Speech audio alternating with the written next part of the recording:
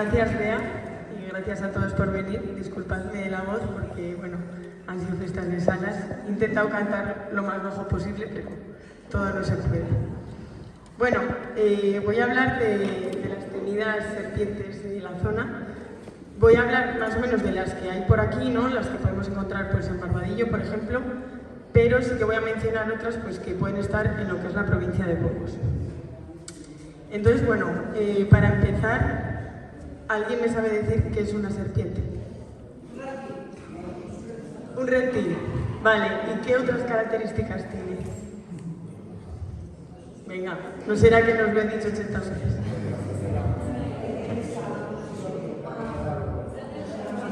Tiene escamas. Vale. Vale, es un reptil, tiene la piel escamosa, como los reptiles, y muda su piel, o sea, se desprende de ella. Pero, desde mi punto de vista, lo que creo que más llama la atención y lo que más caracteriza a las serpientes es que no tienen patas, ¿no? Pero no tener patas no te convierte en serpiente. De hecho, así a simple vista, seguro que muchos de vosotros pensáis que estos son serpientes, ¿verdad? Pues no. Ninguno de ellos lo es. De hecho, esto, que es una culebrilla ciega, no tiene nada que ver con las serpientes, pertenece a otro grupo. Esto sería un lución, que no tiene patas, y esto un eslizón ibérico, que sí que tiene patas, pero están muy reducidas. Y bueno, ¿qué serpientes hay en nuestra zona? La maravillosa pregunta. ¿Cómo diferencio a una víbora de una culebra? ¿Cuál es la diferencia? Pues lo primero que hay que mencionar es que las víboras y las culebras conforman las serpientes. O sea, están divididas en esos dos grupos. Vale. ¿Y cuál es la diferencia? Todos sabemos que las víboras tienen la cabeza triangular, ¿no? Pero, como luego vamos a ver, las culebras a veces ponen la cabeza triangular para hacerse pasar por las otras. Así que bueno, las diferencias principales son que las víboras tienen, como veis, la pupila en vertical, o sea, como si fueran un gato, y las culebras siempre tienen la pupila de forma circular.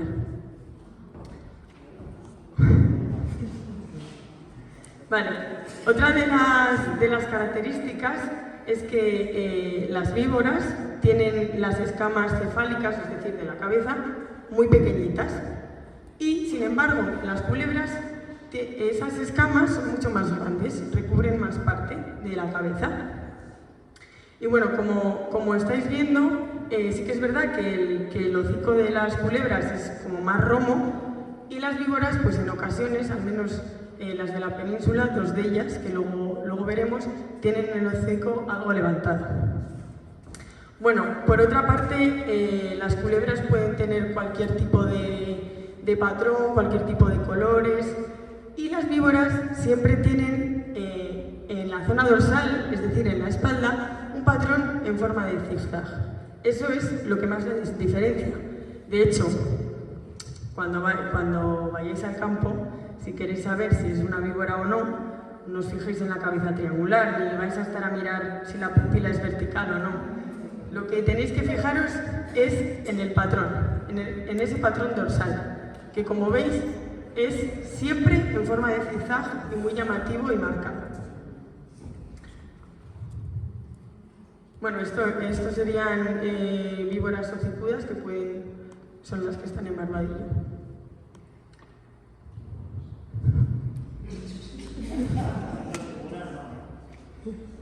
También. Bueno,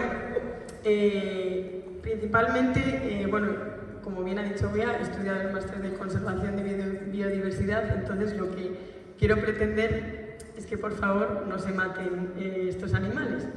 Entonces, os voy a contar qué importancia tienen las serpientes. Bien, son las que permiten que haya un equilibrio en el ecosistema. ¿Y esto por qué es? Pues porque ellas se alimentan de animales que potencialmente pueden ser una plaga, como pueden ser ciertos roedores, como los ratones, algún conejo, etc. Y además sirven de alimento para muchas rapaces. Entonces, claro, si estas serpientes disminuyen, ya sean culebras o víboras, pues tendríamos plagas de ratones y no tendríamos rapaces. Bueno, ahora ya sí que sí, vamos a empezar a hablar de estas culebras que podemos encontrar por aquí. En primer lugar, esta es la culebra viperina, la culebra de agua, que en el río de Barbadillo sí que hay, y creo que lo hemos comprobado el otro día, de hecho. Y bueno, pudisteis ver que no me hizo absolutamente nada. Entonces, bueno, ¿por qué culebra viperina? Muchos podéis pensar que viperina, pues una víbora. Pues no, viperina significa que imita el comportamiento de estas víboras. ¿Y por qué? Pues porque cuando se siente amenazada pone la cabeza de forma triangular. Entonces muchos podríais decir, joder, una víbora. Pues no, porque fijaros en cómo es la pupila, circular, no vertical como las víboras. Otra característica de esta serpiente es que las escamas que tiene alrededor de la boca parece que tienen dientes. Y bueno, es una serpiente de pequeño tamaño y se alimenta, pues como está en el agua, se alimenta de peces, algún tipo de anfibio y demás. Y bueno, eso, siempre que vayáis a un río o una charca y tal, y veis una serpiente, pues lo más seguro es que sea esta. Por otro lado, tenemos la culebra de collar, que es Natrix astreptophora. La anterior era Natrix maura, el mismo género. Entonces, eso es que las dos son de agua.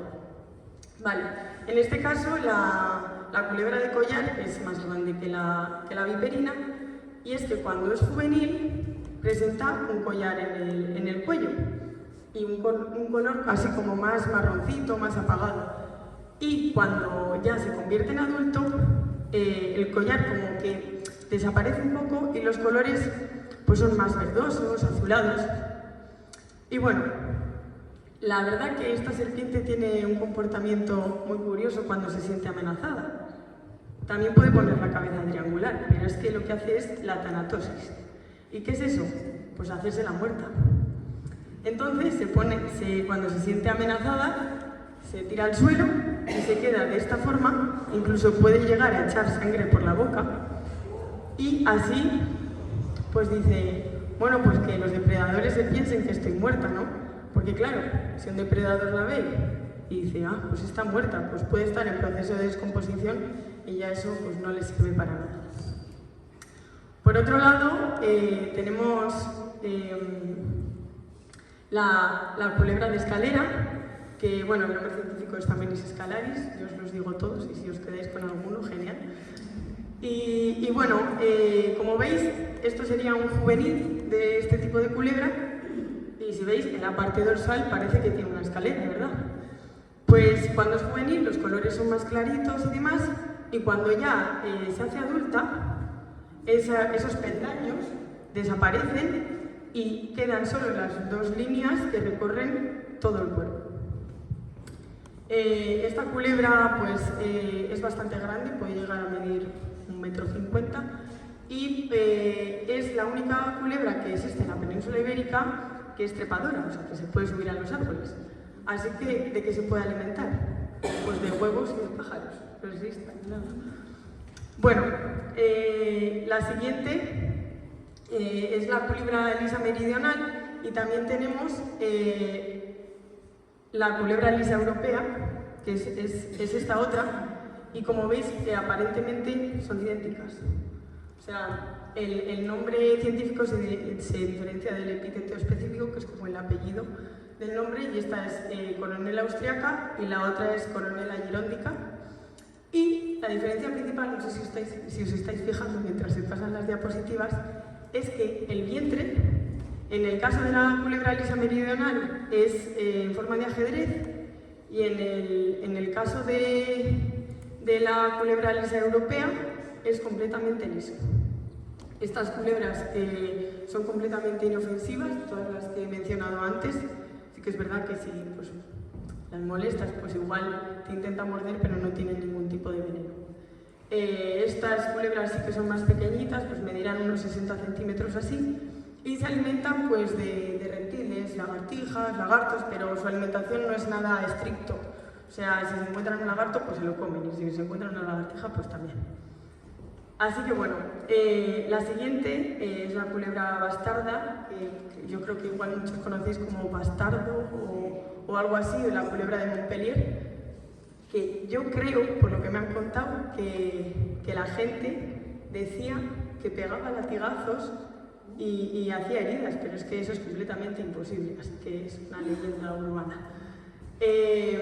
Esta culebra puede llegar a medir más de 2 metros, la verdad que es bastante impresionante y acojona un poco, pero es muy bonita. Cuando es un juvenil, los colores sí que es verdad que son más apagados, pero cuando ya se hace adulto, los colores pues son azulados, amarillos, verdosos, y si os fijáis en este caso, tiene una mancha azul, como negra azulada, cerca del cuello, y eso quiere decir que es un macho.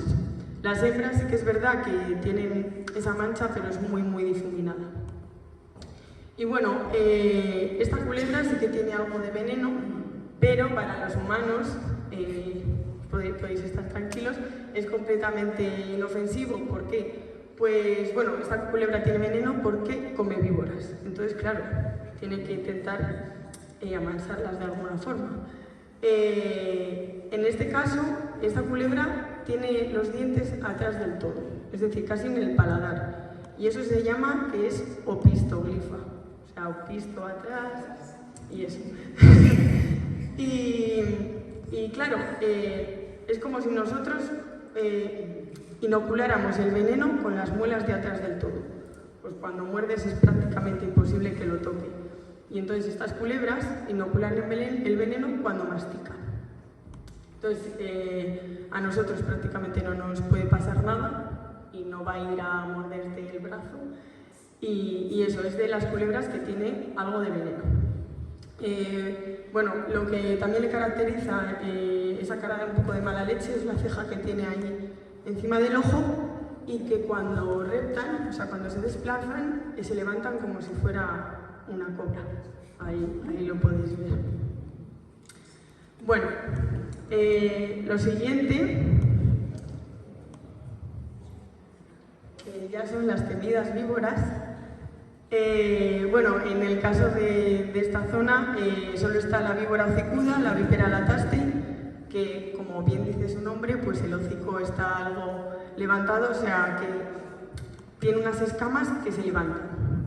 Ves que tiene la pupila vertical, las escamas súper pequeñitas, y esto es una víbora.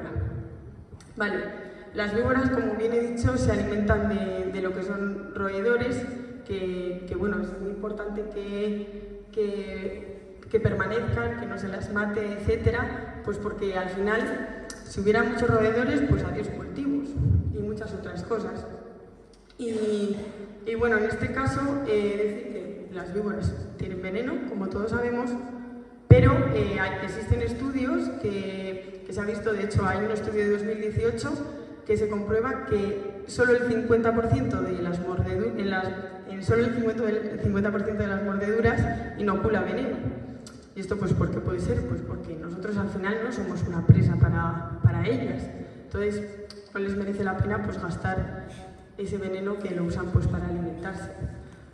Por otro lado, cuando te encuentras una víbora, pues todo el mundo tiende a ir a por ella, ¿no? A matarla, decir, me la cargo porque va a venir a atacarme, a matarme, a morderme.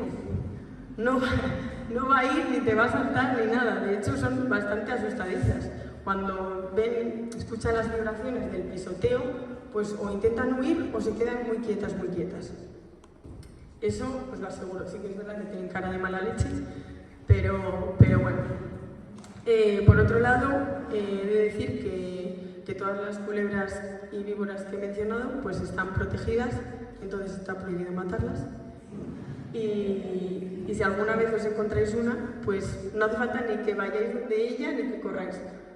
Con que paséis de largo no os va a hacer nada. Vale. Bueno, esta es la víbora que existe aquí, pero realmente en la península ibérica hay 3. que es la víbora cantábrica, la víbora áspid y la hocicuda. Y la áspid sería la que tiene el morro un pelín menos repuntado y la cantábrica lo tiene completamente rojo. Y algo muy interesante de esto es que en la provincia de Burgos, o sea, solo se juntan esas tres, coinciden en un punto de lo que es la península ibérica, y es en la provincia de Burgos al noroeste. ¿Y qué iba a decir? Bueno, si me acuerdo lo digo. Vale, otra cosa muy interesante es que existe melanismo entre los reptiles. ¿Qué significa el melanismo? Pues que hay un exceso de la melanina. La melanina es negra. Esto suele ser hereditario. Pero bueno, en el caso de las serpientes existe solo, que se haya visto, en la culebra de collar. Eso es una culebra de collar, que como veis tiene la cabeza en forma de triángulo, y igual mucha gente diría que es una víbora, y esta es la víbora de Seoane, la cantábrica, que como veis tiene el hocico rojo. Y el melanismo no solo se da en colúbridos, también en lacértidos, que son las lagartijas, y esto en concreto es una lagartija que existe en Menorca, en la Isla del Aire, y todo esto se produce, pues ¿por qué? Porque los reptiles, como sabéis, necesitan calor. En cuanto les da el sol ya salen. Entonces, esto se suele ver en las zonas más altas, de más frío y demás. Pues ¿por qué? Porque si el negro absorbe más el calor, ¿no? Cuando vamos de negro tenemos un calor de la leche. Entonces, si se absorbe más calor, están activos antes que el resto y por lo tanto pueden cazar antes y pueden defenderse antes de los depredadores. Entonces, es un tipo de evolución de las zonas más altas y frías. Vale, por otro lado, existe un problema de conservación con todo este tipo de reptiles y anfibios, pero bueno, voy a hablar un poco de reptiles. Y sobre todo, pues las principales causas son la destrucción del hábitat, pues como por ejemplo puede ser la construcción de carreteras, o sea, si plantas una carretera por ahí, pues al final te cargas algo de vegetación y de sitios. Por otro lado, los cultivos y la ganadería extensiva, pues porque al final como que restringen los sitios de cría, eliminan refugios. Por otro lado, la destrucción directa, que es totalmente nuestra culpa. Nosotros somos el principal factor de amenaza, pues porque las matamos directamente. Y por otro lado, los atropellos en carreteras. El asfalto es negro, entonces absorbe mucho calor y los reptiles pues necesitan calor, entonces salen a la carretera y al final pues mueren. Por otro lado, otro factor de amenaza para este tipo de reptiles son los efectos trampa. Y esto se da en todo tipo de sitios. Y es que, claro, si por ejemplo en aljibes, piscinas abandonadas, sitios de los que no pueden salir y al final no les llega ni agua ni alimento, pues caen allí y mueren allí. Entonces hay bastante cantidad de estos de reptiles y anfibios, no solo reptiles, que mueren aquí. Entonces a veces pues como que se crean grupos de rescate de fauna y lo que se hace es sacar a estos animales de estos efectos trampa.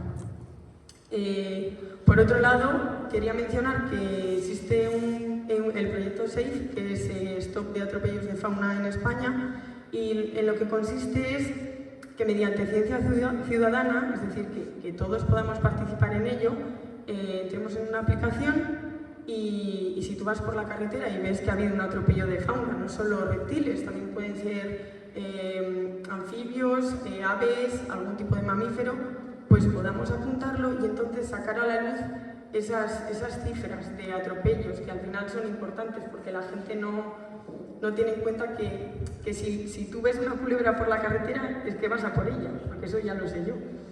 Entonces, pues sería un poco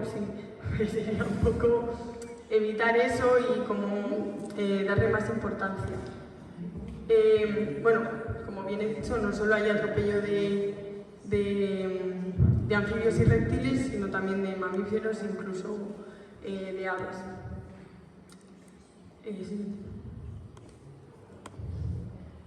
Sí. La buena.